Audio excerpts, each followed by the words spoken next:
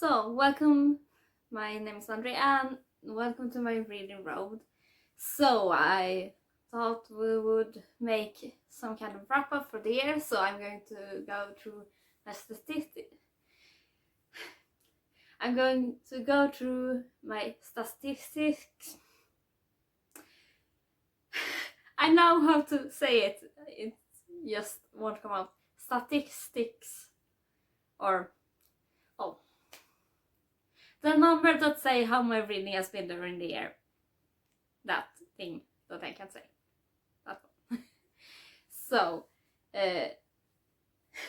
and after that, I'm just going to do some, kind of New Year's resolutions, except it's only about my reading, because hopefully those are the kinds I'm going to be able to keep this year, hopefully.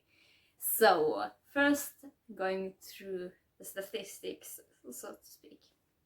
So, this year I read 76 books. A lot of them are novellas and such, really short. My original goal was 53, so I exceeded it with a lot. I also put a goal, a page goal on 25,000. I did not hit that. Only on, let's see, 15,842 pages. So I did not hit that goal. But, well, let's see if I can hit it next year, because I'm planning on setting it at 25,000 as well. And I'm not surprised I didn't hit it this year. As I said, I did a lot of short books and had like 2.5 months where I barely read anything. So hopefully I'm going to read more regularly. I read all year round and hopefully hit it, or at least get further along than this year. Next statistics are all these pace statistics, and I'm not that surprised. About 50% slow books, medium more than half, almost half at 47, and fast at 38%. We'll see how that changes. I'm only reading books that I own, or mostly books that I own this year. That's the plan. So we'll see how it goes with the pacing, because I don't know how most of the books I have on my shelf here, what pace they are, but we'll see. For page numbers, I only read 4% of the books I read was over 500, so probably going to get a lot higher next year, considering how many books I have that are over 500. Then I have 26% between 300 and 499.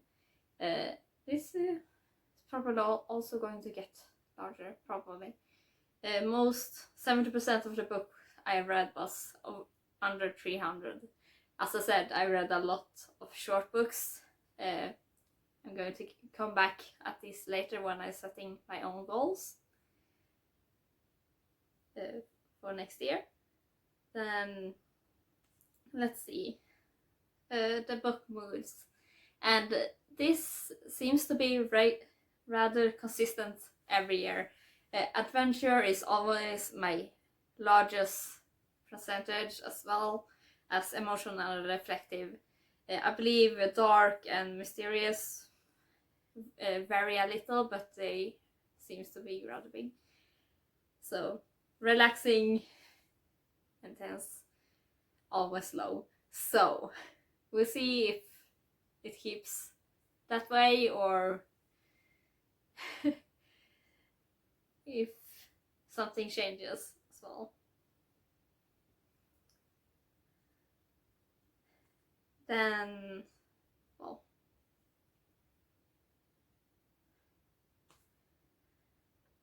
I had this statistics over, or this graph over star ratings. As you said, it's only 5-star and 5.75.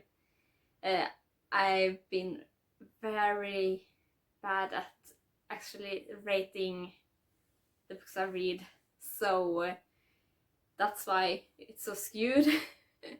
I believe in this graph I only read like 4 books that's rated, so 4 reviews, yes. So I have to get better at this as well. So hopefully next year's graph will actually be accurate for that. Then we have the number of books and pages throughout the months. As you see, I read a lot on the winter half of the year. Maybe not so many in March, but the rest of the year. Not that many in July, August and September. I believe I only read 1 in July. If I remember correctly. That's slow. So not reading a lot under the summer. Probably because that's the time where I work the most. So less time for reading, and we'll see how that changes this year, since my work schedule changes in the new year and I'm working more all year round, not just in the summer. We'll see how much reading I will get in. Then this is the start of languages. So I only read 8 books in Swedish. I plan on at least reading 5 books in Swedish minimum this year, so I'll be trying to pick those up more. We'll see. Then we have most read authors, and the most read authors, I pretty much read 3 books for all of them. So Moshai Kongshu is the reading of the Grandmaster of Demonic Cultivation, Scavenvillain Self-Saving System, and Heaven's Sufficient Blessing.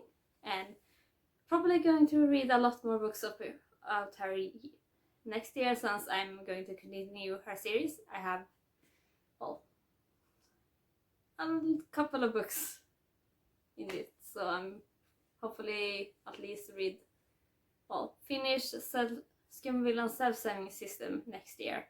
That's the plan. The other books are not fully released yet, so we'll see. The series, I mean, in the series. They have the same title, just different volumes. Then we have Alice Oseman, and that's because Heartstopper and This Winter I read, with 2 Heartstoppers, and This Winter 3. Sven Nordqvist is a Swedish author, writing children's books, so I read those. Probably not going to be on the list next year. And Alex Bell, because I read the Polar Bear Explorers Club for Polarathon this year, so I read all three of them. We'll see, I maybe continue, so I maybe read some of his books next year as well, even though I don't own them. We'll see. And then we go over format. So most of our print, then digital, and then audio. And the audio and the digital are probably supposed to be larger of them, because a lot of the books I put in don't have a, well, are not classified as one of the forms, and the default is printed, so it's not entirely accurate. So Audible books are probably a lot larger, as well as ebooks as well, maybe a little. But we'll see how it goes, considering how many ebooks I have. It's probably going to get larger in the coming year. That section. Then we have a collection of genres. So fantasy is the biggest, no surprise. LGBTQIA, Next, and romance, manga, classic, young adult, short stories, contemporary, science fiction, historical, and middle grade. Yeah, other largest. I don't really agree that young adult and middle grade and children are really their own categories, since they're not really genres but more age groups. But I'm not sure how you would do it otherwise, because there is a difference slightly. But as I said, fantasy is the largest, and I predict that next year historical and mystery are going to get, well, closer to the top. Romance maybe hold the same spot. I have quite a few romance as well. We'll see how many of them I read next year. And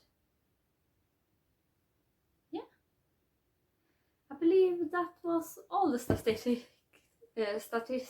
of this year. Hopefully there's going to be improvement, especially in the page goal next year. I'm going to set my book goal next year for 60, and we'll see how much more I get over that, or when in the year I reach that goal. But I quite enjoyed setting it relatively low, where I know I'm going to hit it in the year. Another resolution I've set to myself is I'm going to try not to just pick these small books just to fill in a prompt for a readathon. I'm rather going to let myself fail prompts and readathons than force myself to read books that I otherwise never would have read. I had quite a few those this year, and not that I disliked any of the books I've read, but I want to focus on the books I have on my TBR that I put there because I'm interested in them, and not because they have to fit a prompt. So I'm going to try and focus on that, and that's my New Year's resolution. Plus, I'm going to try to limit the amount of readathons I do in 2023, since I'm doing a lot of year-long challenges instead, so I'm going to focus more on those. The readathons I'm planning on joining, if they are this year as well, is the Aurelium readathon that I'm continuing as Whatever You Want at Home, if they hold it this year, and Bookopoly maybe, but we'll see if I'm in a reading mood after summer or not. And maybe the Reindeer Readathon next year as well as this year. I didn't plan on doing it this year, but I did, so I'm not going to say yes or no to that next year. I just feel it if I'm in the mood in December or not, and how my work schedule looks like that, and if I have books I want to read that fit the prompts or not. We'll see. So that's my New Year's resolution, that not just pick books, to fill prompts, and only read books I have that I own and interested in reading, and just not pick up books to fill prompts. But that's my New Year's year. What's your New Year's resolution? Is it related to reading or not? Please write in the comments if you want to share, and I hope you have a new year in 2023.